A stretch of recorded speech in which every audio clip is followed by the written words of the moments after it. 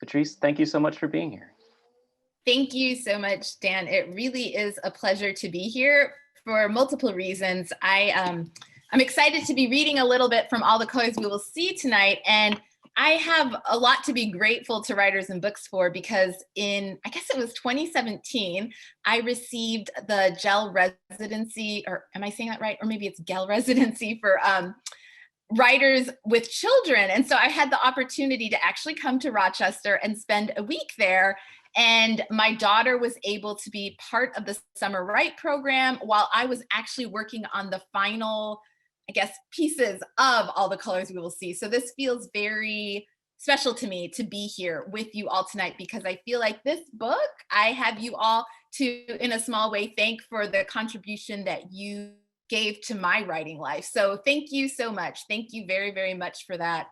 So I do have 4 just short selections that I'm going to read tonight from All the Colors We'll See that examine just different, maybe just different perspectives. So the book really focuses a lot around my own journey in terms of racial identity formation. I am the Black American daughter of Jamaican immigrants, and I was born and raised in Anchorage, Alaska. And I examine a lot what it means to grow up in this country that is very much intent on classifying people and defining our stories just based on what we look like. So that's a lot of what I set out to do with the various essays in this collection. So I'm going to start with one essay. I'm not going to read the whole essay, but the essay is called On Degrees of Blackness and Being Me. And it is really looking at my identity as a Black woman who is the child of Jamaican immigrants and what that might mean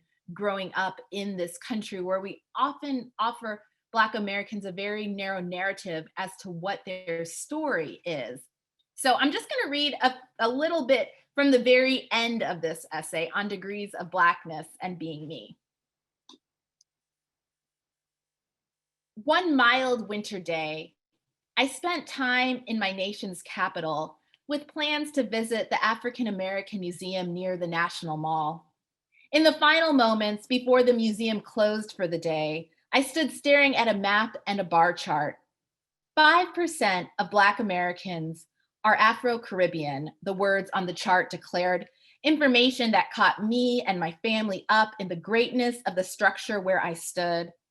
I found myself that day within the walls of the formidable building, several floors descending below the ground, several floors extending above.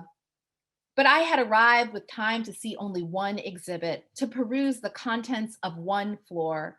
I happened to choose the floor that would tell me how those like me and my parents before, and some of my grandparents too, have added to the nuance and wide definition of what it means to be a Black American in my country.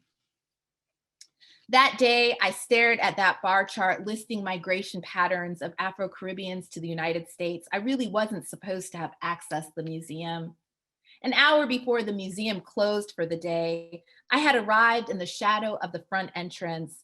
The structure of the walls flared out above where I stood, leaving me standing in a sunless spot. Behind me, the afternoon sun cast rays of late daylight on the lawn that edged the museum and jutted out to the road. 3 Black women sat on a low concrete wall separating the walkway from the muted grass. They rested in casual poses, the weight of standing taken from their legs, evidence of a long day spent ushering crowds of people through the museum's doors. "Do you have a ticket?" one of the women called to me. I knew the museum required tickets, advance ones secured months ago or same-day ones secured in the early hours of morning. I also knew of the afternoon tickets available just past lunchtime. At this time of day, the museum must be on a path toward empty, I had reasoned. There must be room for one more.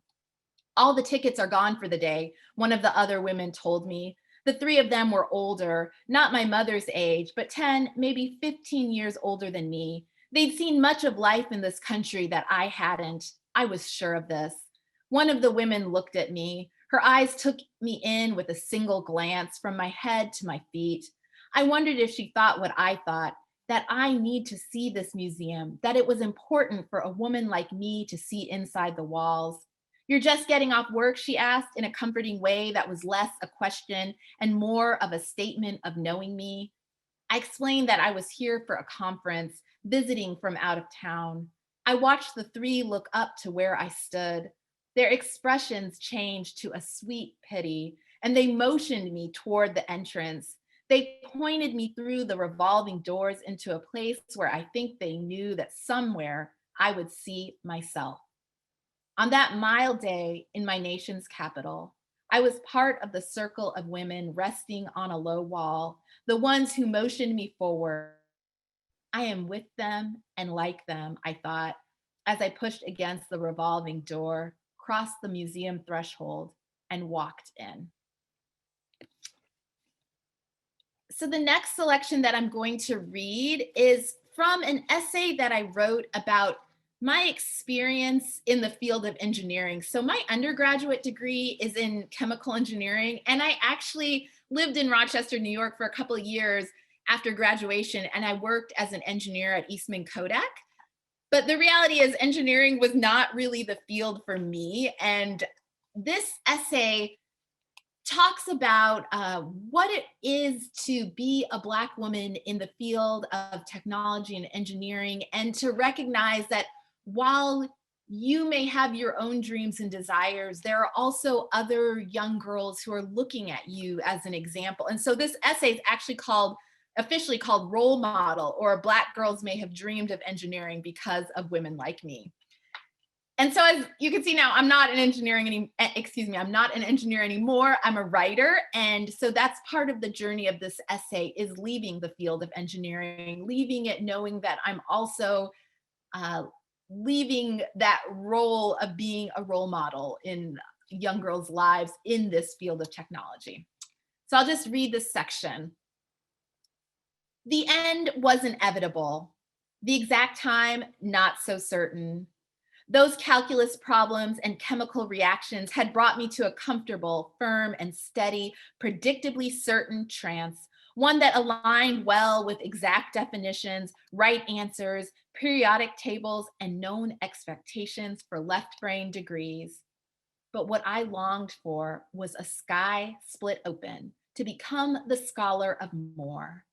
The engineering, the distillation columns, the steam tables, these were only beginnings, places where one dips in a toe and tests the water.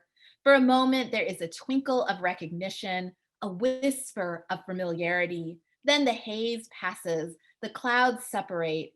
And what became clear for me was that here was not the place, but here carried with it the precise weight of inexplicable richness. And so, what I want to say to the little girls I once tutored while I was in college, and to the ones who sat with me in the basement of a church, and the ones who stopped at my table and listened to me explain the primary colors of light, to them and the young ones who nodded their heads when I compared engineering to baking cookies and finding a way to make cookies not just for their families, but for a whole city. To those girls who looked at me, looked at my complexion, and saw a picture of what they could become, and maybe even more so to the girls who never saw me, heard me, and thus never imagined. To all of you, what I want to say is, I'm sorry I left. I'm sorry I didn't stay. I was born into this particular moment in time, in this particular place, not 40 years before or 400 years before, not 40 years after or 400 years after, but now. And at this particular moment in time, in this particular place, for women and girls like me, I recognize my pursuits as not divorced from the eyes of others looking for an example of what they might become. But now I wonder if perhaps searching for a sky split open was never about leaving or remaining. Maybe it was always about embracing the ability to change and transform, to flourish with the fullness of the freedom to pursue something more. So if I'm sorry I left, then I must also be thankful I didn't stay. All right. I am now going to read a short essay. The last two essays that I'm going to read are short essays. And I think the thing I'll say about them, the first one is called For My Husband Driving Down a Mountain, and the second one is called Before. They are both quite short essays. The first one is about 500 words, and the second one is around 750. And I'll just say about the writing process very briefly is that For My Husband Driving Down a Mountain, it's only 500 words. That essay, I really wrote it almost in its entirety in the form that you even hear it now over the course of about 2 days. So it just really came together like that. Whereas the last essay, the one before that I will conclude the reading part with, that essay actually took me several years to write because I just couldn't figure out how to make it work. And so I just think it's interesting how two very short pieces could have two very different time frames in terms of how they came together. So this first one, For My Husband Driving Down a Mountain. After Philando Castile's death in St. Paul and Alton Sterling's in Baton Rouge, after too many men gone with skin the shade of yours, after all this, I waved goodbye. A week we'd spent here in the cool of these mountains and the plans already in place for just me to remain. So I stood amid the perfume of sweet air and sharp evergreens, stood with my hand raised while you journeyed away. Next week, I called after you. I'll see you when you return next week. 130 miles between this mountain and our home. Earlier that morning, after we wandered the short stretch of a small town's main road, after we popped into a furniture store that smelled of stained pine, after, yes, after I spotted a row of black Sambo dolls perched on a dusty shelf, an image I wanted this world to burn long ago. After all this, I pulled open the door to an art gallery and heard a bell chime. The shop owner, with her silver hair and firm wrinkles etched into her pale face, ushered us through the entryway. Our senses took in the white walls, the cream shelves filled with orange and red glass, the scent of canvas and pottery, ink and paint. You must be newlyweds, she said. You and I, we glanced at each other. You touched my arm and your lips parted into that familiar grin. Almost 8 years, I replied. So young, so young. And I think she wanted to reach her weathered hands for ours, but instead she gave us a tour of the art in that brightly lit place. When she found out that I am a writer, she tilted her head to the side. So much to write about now.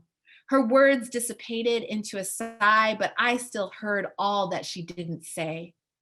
The headlines say our country is in crisis, and I think about all that smolders and the temperatures that rise with the weariness of these recent days. She muttered, good people know good people, and that's all that matters. She blew us a kiss as we walked away, a breath of air that might ignite a spark or extinguish a flame. After Steele's death in St. Paul and Alton Sterling's in Baton Rouge, after your car pulled away, I called out goodbye to you. I can't remember if I took my palm to my lips and gifted you a kiss across the empty space, but I tell myself that you caught all that I wanted to say. Please, my love, keep your hands on the wheel, your registration close, keep your speed under the limit, and go straight home.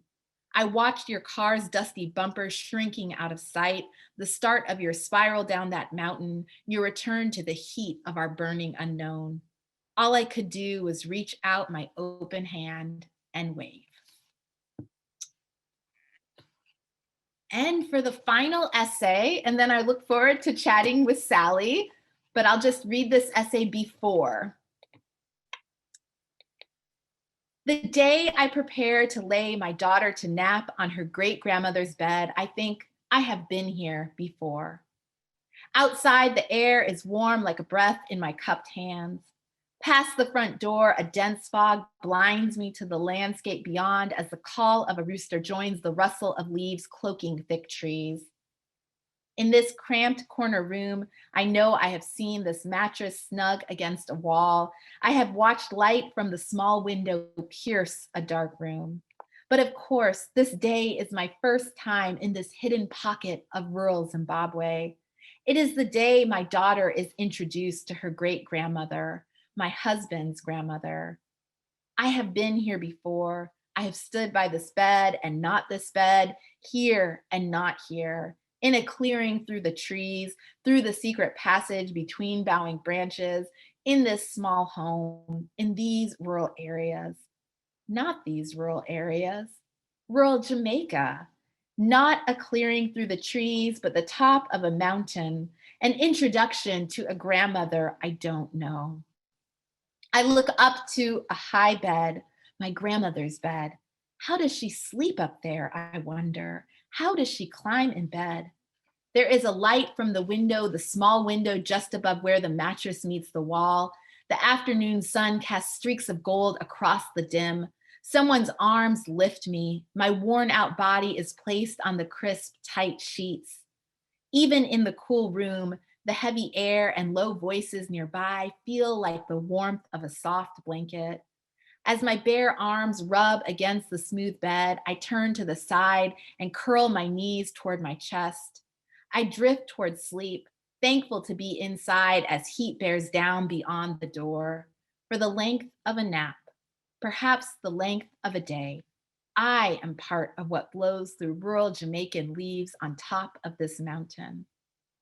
In Zimbabwe, my daughter sleeps in my arms with her body curved into my side. Her chest inflates and deflates in a rhythmic cycle while soft sleep breath tickles my shoulder. Beside where I stand is the bed she will soon rest on. I don't remember the climb mountain, the fragrant scent of tropical flowers saturating the air, the symphony of songbirds warbling in the trees. I can't taste the rainwater from the heavy drums dribbling down my mouth, cool like metal. And in my mind, my grandmother remains without a.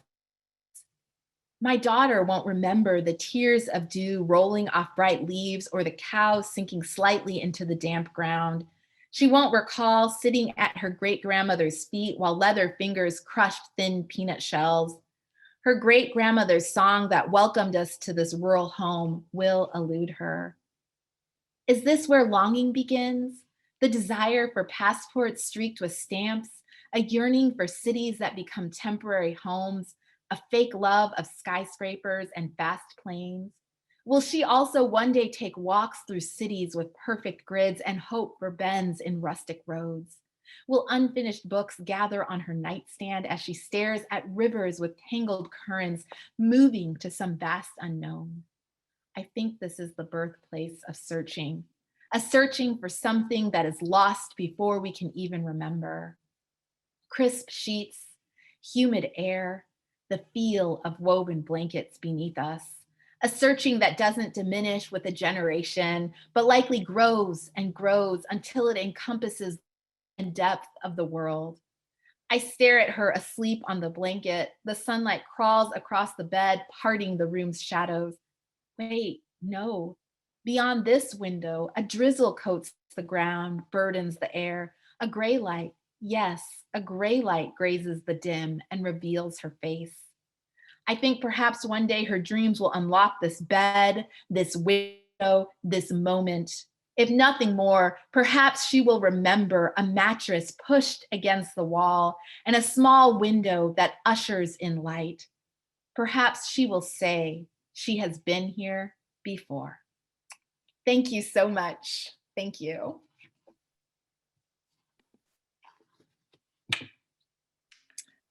Hey, Sally. So much, Patrice. Oh, what a gift to hear your words in your own voice. Oh, thank you. So kind of you to say that. I appreciate that. It's really a pleasure to be here tonight. Oh, it's so wonderful. It's so wonderful to have you back at Writers and Books, even though Yes, we're sharing virtual space. yes, absolutely. So Absolutely. that's fantastic. Um, I have to say, when I read your book, I felt like I was sitting down having a cup of tea with you Oh, because it's just your work is so inviting, it's so intimate, it's so honest, and I'm just wondering, is that intentional? Are you aware of that? What are your goals when you sit down to write yeah. for yourself and for your connection with audience? Yeah. No, that's a great question. And it's interesting to think about, like, what would my goals be? I think one of the things that I feel deeply is I want to show up authentically on the page. That who I am, I want that to show up, that I am offering these stories out there to who would like to read them. Now, I'm going to be honest, Sally, I usually first think about serving the story first. So whatever the story might be that I am telling, I allow myself when I sit down to follow where the story may lead. And that may sound kind of funny to say, well, you're a writer, so I bet you probably understand that notion. But it almost is though it has its own mind in a way, and you want to honor that story that would like to come out. So that would be my first thing. And then I think there's that part about me wanting to show up in an authentic way, as I am bringing that story to life. And then eventually I will start thinking about the reader. So I feel like, not that I don't care about the reader, but I somehow feel if I can think through those first two things, that will be the invitation for the reader to find place within the story and to sit down at that table, as you're saying, and join me for tea. So that is kind of what I hope. I think one of the other things that I hope too is when I'm writing, the essay is almost forming in my head. And I will just confess, it is very rare that what is forming in my head ever fully shows up on the page. And I've read other writers talk about this idea too, that it may just be the reality of the writing life, that that there's kind of that disconnection between how it all comes together when I'm taking a walk and then what actually happens when I sit down at the computer or in my I write longhand first. And so I think for me, maybe that's another one of my hopes when I come to the page, is that I can somehow turn what is going on in my mind into something close to what is on the page that's close to my mind. So hopefully that answers the question. Yes, absolutely. That's great. I love to hear that you write longhand first. I do the same thing. Oh, good. Yeah. I Yeah. think there's really maybe something about just the connection between mind and the hand moving that I think I just find it's really a beautiful way of engaging with the work. Maybe also feels a little less scary. Somehow the blank computer page feels slightly more frightening to me. Yeah. I can relate to that. I can relate. It looks more formal when the It words does. are on the It screen. does. Like it has expectations of us or something, Right. you know? Whereas, and I write in like cheap notebooks, just like 50-cent notebooks, because I feel as though it somehow then, if I decide this is not, I don't want to use this, it doesn't feel difficult to just cross it out and keep moving, because it's not really a special notebook, even though it is, because it has all my words in it. Yeah. Oh, we're getting some great comments in the chat. That's wonderful. We welcome you into this conversation, audience. We want to hear your thoughts and your questions. First, we have Erica D says, it is a gift to see and listen to Patrice. Thank you for this session. So, Sweetie, thank you. Valerie says, writing longhand connects with a different part of the brain. Okay, Typing great. skips. Yeah. So, and then Allison says, details of location are vivid, seem almost a hallmark of your essays. Is this a particular strategy of yours? And do you advise younger writers to exercise their powers of observation to invigorate their texts? That is such a great question. So, it's interesting that, yes, I think it's important. Let me just start by saying, yes, I think it's really helpful to practice observation and observing and looking at things and writing about kind of place setting, that kind of thing that's happening, thinking about those details. So one activity that I've done a couple times that I have not finished, but I think is a great one, is there's a book that I have on my shelf, and actually, it's called The Writer's Portable Mentor. And in it, she talks about sitting in the same place every day for a period of time and writing about what you see every day. So kind of sitting and looking at the same tree and writing about that same view and pressing yourself to push towards those details that might be there. So I think that is one way that one practices. But I also think sometimes we are writing stories about the past, the deep past. So I've written some stories about childhood here and what I remember from long ago. And I think particularly in those places, what details you can recall become of great importance because they really help to shape that space. And now I think the reality is in creative nonfiction, we can't make things up in creative nonfiction. So we need to, what we have is what we have. But I do think there are ways we can try and almost sit into a memory and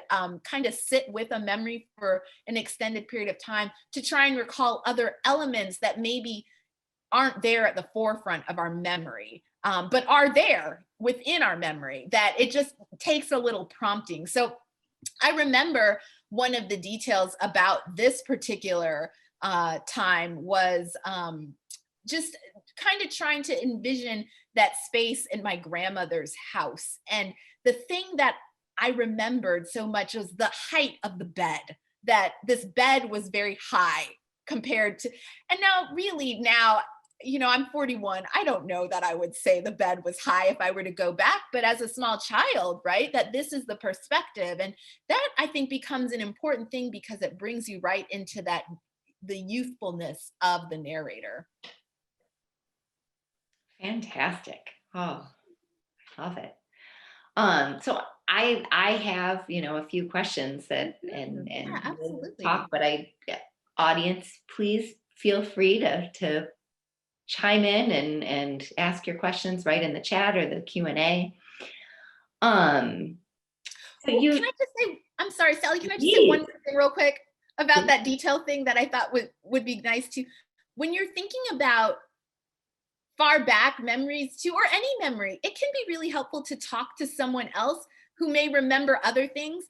So for example, my mother remembered things that I didn't remember, and then to just acknowledge these things happen, but actually I don't remember this, I don't remember that, but it also still brought in vivid details because I am now describing what my mother told me, but I'm also just acknowledging I don't remember these things. So that's another strategy around bringing detail into maybe a space that you don't actually have as much memory detail for.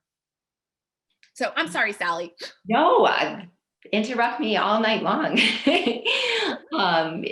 It's so fascinating the way memory works and the way people remember things differently. Yeah, absolutely. And that's wonderful.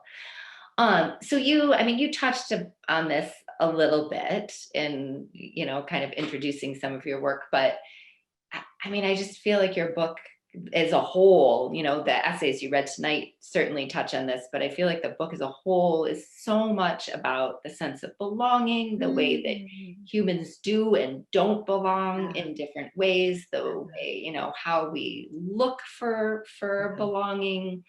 And also very much about place in such an interesting way. You have such this rich background of places, in your history and your heritage. And I'm just wondering if this kind of conversation around place and belonging is kind of always been a driving force in your writing, and if it continues to be. Yeah, that's a great question. And I will say there is a quote, and I'm not going to remember any of the quote right now or who said it or all that kind of stuff, but the basic idea is this thought that as writers, we spend our whole lives writing a single poem, just a single piece. And by that, obviously, we're not literally writing just one, but we have these questions that are our question that we keep coming back to over and over again. We're coming back to this question in some form or way. And I think for myself, that question has been very much an idea of where do I belong? And so You were asking, is this something that you see across your writing? And I would say this is something I see across my life. And it shows up in my writing that there is this sense of searching for belonging. Now, I will say, I think it shifts and changes over time. I don't think that the way it shows up and presents in all the colors is necessarily how I might be writing about that now, because I think it's true that as we write, we discover new things and we discover different ways of seeing the world. But even still, as I look back on even some of my more recent essays, there's very much a sense of groundedness in the place I am, that looking to where I am. So I'm in Charlotte, North Carolina now, and there's a lot of grounding in this particular place. And there's a lot of me parsing through who I am in this particular place, how I might be fitting into this particular place, and the particular narrative at large that this city has. And so, what it means to be a Black woman who is the child of immigrants moving to a city that is part of this new South cities, and figuring and the history that is here, and how I navigate being part of that. So yeah, I think to the long answer to all, or the short answer after all that long answer would be yes. I think those things around longing and place, they will continue to show themselves in different ways in my writing, because I think probably across my life, I am searching for certain answers that may or may not be out there. And maybe even for questions I'm not even sure I'm fully aware that I'm asking.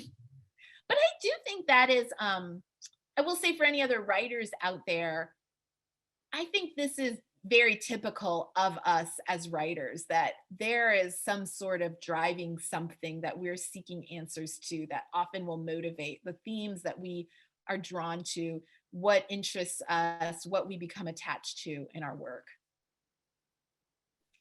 Fantastic. Um, so something I'm thinking about, this might be kind of a multi-layered question. Thinking about this past year, this has been quite a year.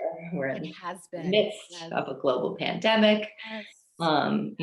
Racial injustice is possibly more visible than ever before. We've, in the space of a year, seen the murder of George Floyd, and now a guilty verdict of his murderer. And our country is so deeply divided. And I'm wondering how this past year has impacted your writing, both as someone who is writing regularly about issues of race and belonging, but then also the piece we were talking about, earlier this evening before the webinar opened, just the idea of the pandemic and how that has impacted people's creative process in so many different ways. Yeah, So absolutely. it's kind of a lot. Yeah, no, and it is important for us to think about too. One of the things that I think is interesting in the writing life. Well, I'm going to take this two separate ways. So let me just talk maybe a little bit about writing for a moment.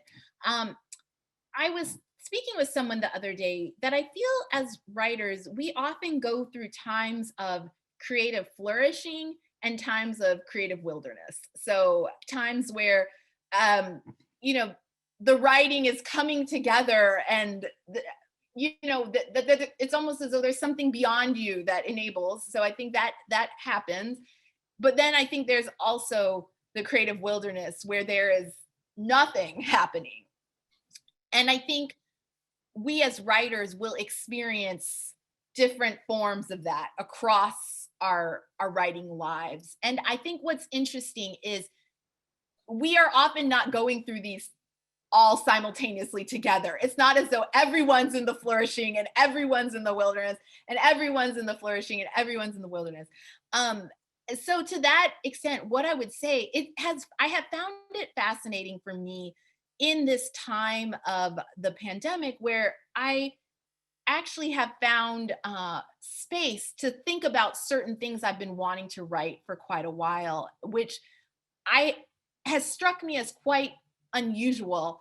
And yet at the same time, prior to the pandemic, I had gone through a long creative wilderness after I wrote my book, that I just hadn't written anything for an extensive period of time, much to the point that I would wake up in the middle of the night and think, well, I'm done. I've clearly said everything I could think of to say, and this is really scary, and there will be no more words ever.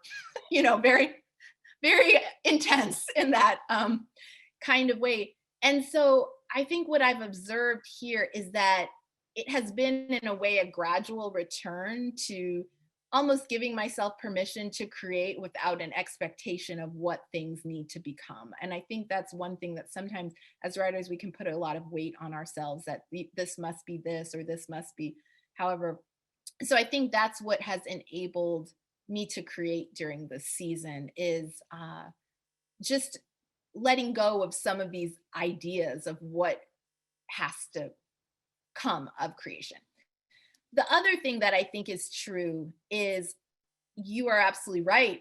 In terms, as we all know, there has been a deep reckoning with racial injustice that has been happening. And these are issues that are very close to my heart, in terms of that I write about these themes. These are themes that I want to engage with. And so I think that has also been part of what has enabled me to write in some degree, is that I feel a deep sense that part of the writer's role in society is to write about what is happening. Now, I want to be very clear. I don't mean that means every writer has to write about everything that's happening, or if we're going through a time, every writer needs to. I don't think that at all. But I think for me, I felt a sense of calling, that this is part of my particular role as a writer, is to write into some of these things that are happening, to say something about those, about what is happening, about what happened with George Floyd and his murder, about what has happened with others, about just even experiences of discrimination that have been going on, and just all sorts of different things. So to that extent, I feel as though it's been an interesting moment for me to see, having re-entering after a creative wilderness, and then also the sense that there is an urgency to write about some of the things that are happening in society right now. So, long answer there, Sally. Well, it was a big question. So thank you. Thank you so much for sharing all of your Absolutely. thoughts on that. Yeah. Greatly appreciate it. Unless we have any other questions from the audience, please share them now. Our audience, I just have one final question for you before we wrap up. I'm curious, what are you reading these days? What are you reading that's striking a chord with you, that's Oh, golly. resonating? Or just, Oh, recently? no, I know. But it's funny, when I come to these, when I do these conversations, I always think, remember to look for what you're reading, because you'll forget in the moment as you're talking to someone. And as I'm right here, I'm like, what am I reading right now? And oh, what I am reading right now is, I am reading Ta-Nehisi Coates's essay collection, We Are 8 Years in Power. So I've read a couple of them, and I'm slowly working my way through them. And yeah, I mean, he's just a powerful writer, very powerful writer. And obviously everything is very relevant to where we are. And so I do recommend that book. But I do feel like there's something else that I'm reading right now, because I'm reading multiple books at once. But you all, look at me, it's gone. It's I get it. right I here. get it. And so Yeah, well, that's a great answer. I mean, that's a phenomenal book. I learned so much reading that book and appreciate it so deeply. We do have a question Oh, okay. Yes. from Shanhu Lee. Do you consider your essays a memoir? How much of your book is coming from your experiences? Oh, that's a great question. And yes, absolutely. I would say people would call it a memoir in essays, is how it would, yeah, how people would call it. So the essay, certainly there is a, what I would say is a narrative arc that tells the story of my life, but then each essay stands alone as its own piece. And they are all rooted in my experience and my life and the telling of my story. Fantastic. Let's see. Oh, there's a few more Oh, comments coming in. India asks, at what point did you believe you were a writer? What a great question. oh, yeah. Let me think about that. You know, one of the things that's interesting is I think it takes a while, at least it took me a while to really call myself a writer. And I think it was probably, I would say it was probably about 3 or 4 years into my writing life that I felt comfortable thinking of myself as a writer and telling other people that I was a writer. And I'm trying to think if there was a particular event that happened. You know what I actually think it may have been is that I made a decision to attend, I think I decided to attend a writers conference. I think that may have been what made me feel as though I am choosing to make an investment into my writing life. And because I'm doing that, then therefore I must be a writer or something like that. That may have been some of the logic, but it's a little fuzzy now that the question is being asked.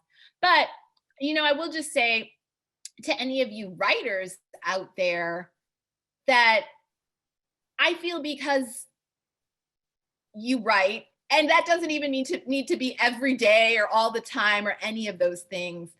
I feel that that desire, uh, that is what makes you a writer. And I think we can often spend a lot of our lives waiting for other people to give us that title. And I think there's something neat about us choosing to take that title for ourselves. Fantastic. We have another question here from Valerie. Have you received resistance or hostility to your writing because of your honesty, especially regarding race? Oh, you guys, yes, I'll just say yes. I am sorry. I just have had this incident happen to me in the last day and a half that I actually can't really share here, but suffice it to say, I ended up having a piece rejected because of issues that had nothing to do with the piece. So that is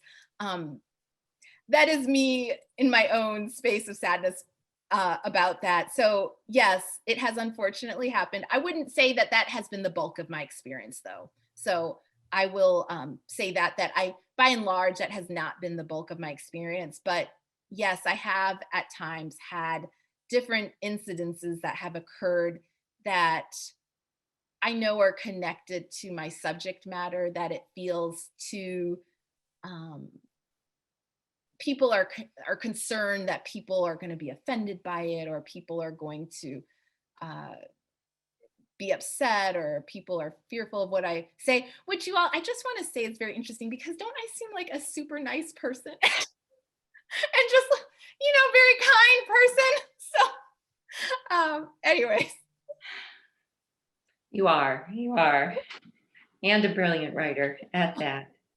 What, just to close up here, what are you working on now? Is there? Yeah, absolutely. So I am actually working on another collection of essays that is exploring themes of absence. And by that, I mean themes of what happens when something may no longer be there. So not necessarily fully lost, but absence because of change or because of the passage of time, or sometimes because of loss. And I am looking at this across multiple spaces, thinking about absence in place, absences in family, absences in life, absences in time. And that's what is holding all of these essays together. They certainly are, again, doing exploration around themes of race and racial identity and race relations. But just, I would say, from the perspective of where I am now as a woman in my 40s versus as the child coming into adulthood that All the Colors We Will See was, or is. Fantastic. Well, I can't wait to read it. Thank you so much. I really appreciate that, Sally. That's very Oh my kind of you to gosh. say. Yeah. Oh, here's just what a beautiful evening. Many thanks. Oh, well, thank you all. I wish I could see you all, but I believe you're out there and everything. And you know what's happening right now? I am racking my brain trying to think, what is in my stack of books by my bedside right now? So I know. there's that. I always feel on the spot with that question too. So I'm sorry I put you. Oh no. Oh, Sally, no, don't worry. It's totally fine. Please I don't. always think it's interesting to know what people are reading. It is interesting, I think, to know what people are reading and what's going on in their minds and stuff. So yeah, no, it's a great question. Well, I think that brings us to a close, and I just want to thank everyone for being here, and a huge thanks to Quayle and our funders who have made this evening possible, and of course a huge thanks to you, Patrice. Folks, if you haven't read Patrice's book, please, you can purchase it, of course, from Ampersand. Here it is. It's even beautiful to look at, but it's even more beautiful to read. Oh, thank you so much for that. Thank you so much, Patrice. This has been wonderful evening talking with you. It has been a real pleasure. Thank you so much. These have been fun questions to answer, and I just appreciate the audience engagement. That's been really fun too. So thanks everyone. And thank you, Dan, as well, for just organizing everything. Indeed. Well, thank you, and good night to everyone. All right. Good night, everybody. Remember, I'll put the link to Patricia's book back in the chat if anyone, so that you can purchase, of course, from Ampersand. Let me add that in real quick. There you are. Great. Thanks. Good night. Thank you, Patrice. So long. So long. Take care.